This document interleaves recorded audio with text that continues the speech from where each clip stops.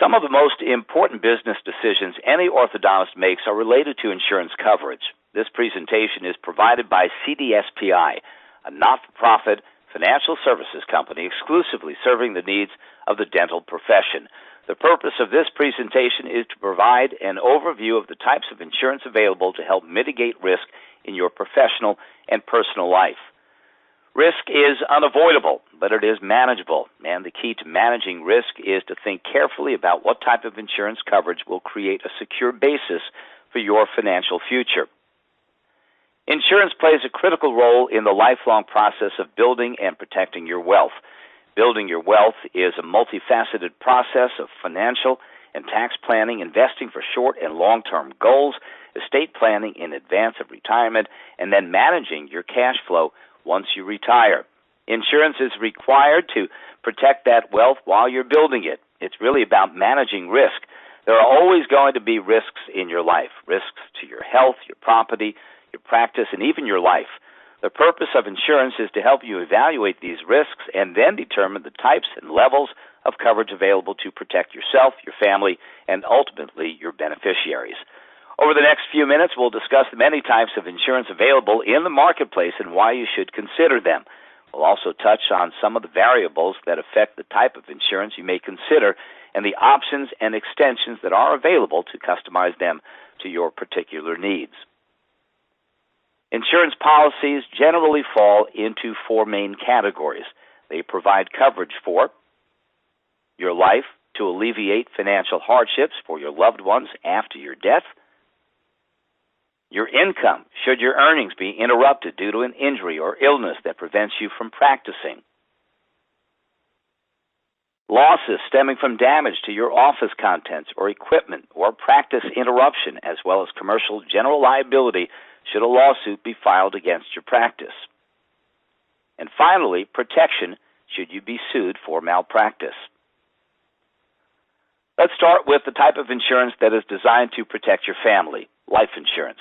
Different types of life insurance are available, but regardless of which type of coverage you choose, there is a tax-free lump sum amount payable to your beneficiaries upon your death.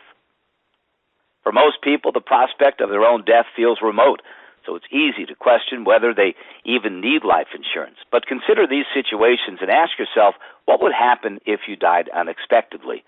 A sudden loss of income would create significant financial hardship for your family. In addition to the emotional impact, there would be funeral expenses, the costs of ongoing child care, and other fixed expenses. This issue is compounded if you have a mortgage, practice loan, or other outstanding debts that might force your family to sell their home or suffer further hardship. If you want to start or buy a practice, lenders will typically require life insurance to secure financing.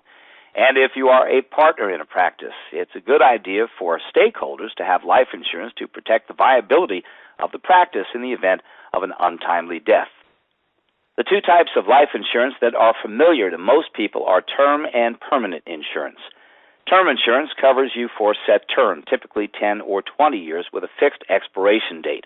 It assists your survivors in meeting financial obligations such as a mortgage, a loan for practice equipment, legal fees, taxes owing, and other short-term expenses.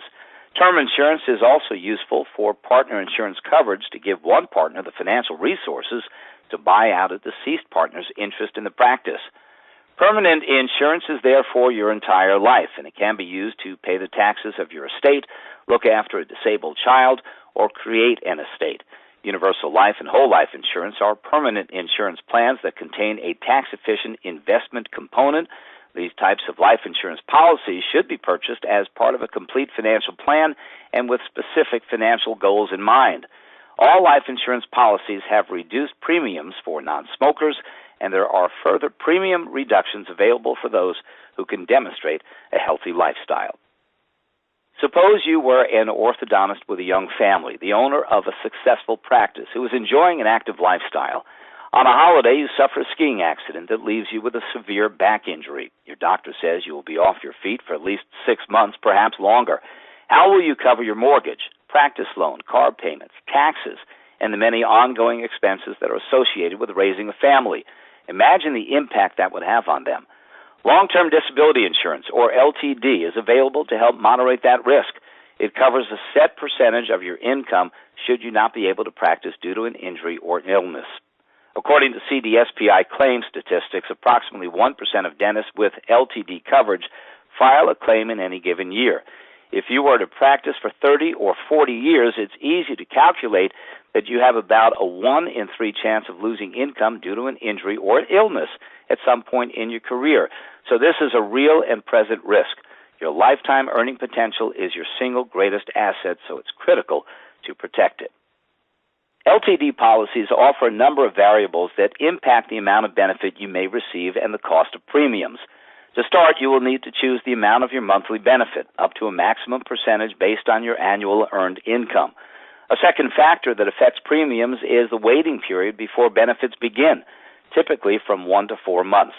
As with life insurance, most LTD policies provide premium reductions if you have a healthy lifestyle. Other options are usually available for modest additional premiums. These include a future insurance guarantee that allows you to increase your coverage at certain events, such as a marriage, arrival of a child, or age milestone. A cost of living adjustment that increases your benefit each year based on the Consumer Price Index. One option that is strongly advisable is called own occupation. Suppose the dentist we talked about earlier had suffered a career-ending injury. In this instance, they may eventually embark on a new career, but with far less income. With the own occupation option, their ongoing disability benefit payments would not be reduced by their new income. As your career progresses, your income will likely increase, so it's important to revisit your long-term disability coverage regularly to make adjustments when necessary. Your LTD policy is there to cover your personal lifestyle in the event of an injury or illness.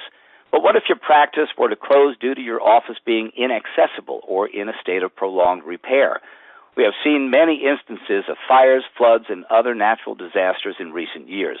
The impact on residents can be devastating, but the impact on businesses can be equally difficult.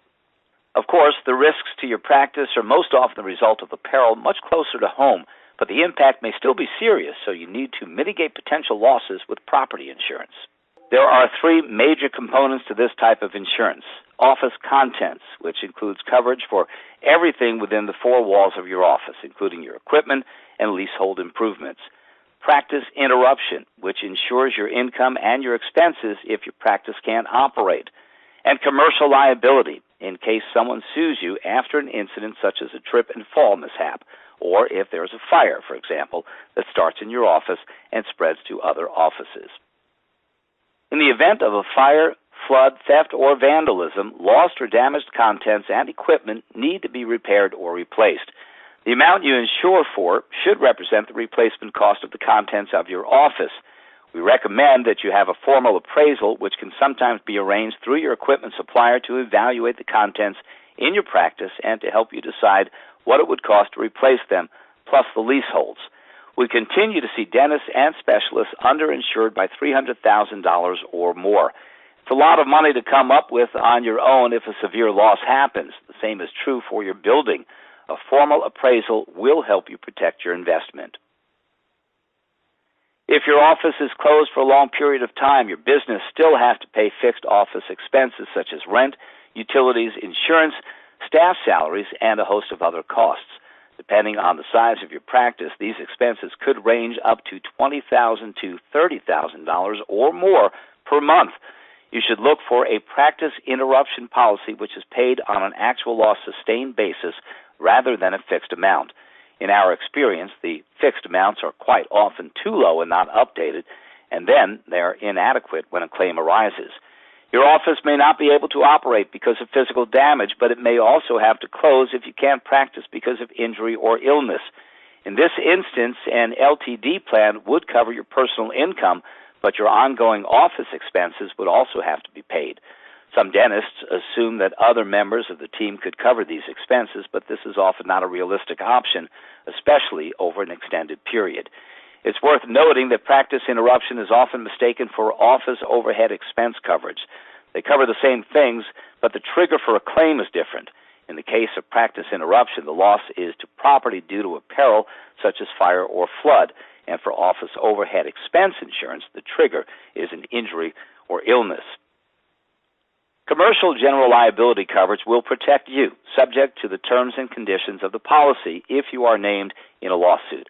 It's good practice to make sure your sidewalks are cleared. You salt after an ice storm. You make sure the parking lot is well lit without potholes.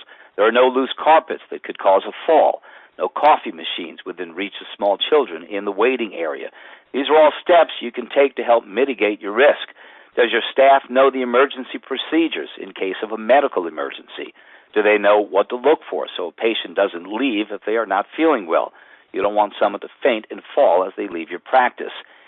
If there is an injury, it is likely that the injured party will sue everyone involved, the landlord, and that might be you, the dentist they were coming to see, and the owner of the practice if their dentist is an associate in the practice. Your practice may also be liable if damage emanating from an incident such as a fire or flood in your office damages other businesses in your building. The potential for legal action by patients is a fact of life for every practicing dentist. Despite your best efforts to provide superior care, malpractice lawsuits may still arise. Knowing this, it's important to ensure that you are adequately protected. The amount of malpractice insurance you choose to carry will vary according to your patient demographics, specialty, and the types of procedures you typically perform. It's advisable to discuss the coverage limits that are available with an insurance professional. In terms of avoiding claims, there are a number of practices that insurers advise you to follow in order to mitigate your risks.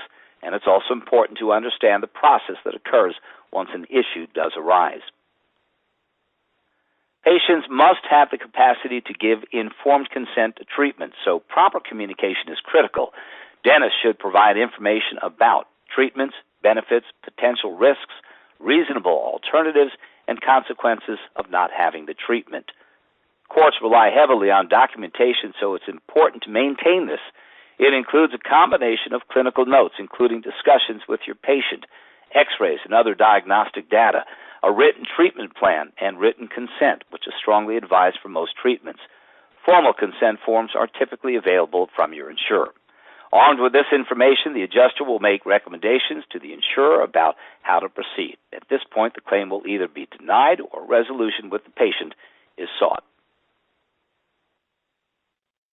If you suspect a patient is dissatisfied or think a claim may be made against you, contact your insurer and they will advise you how to proceed.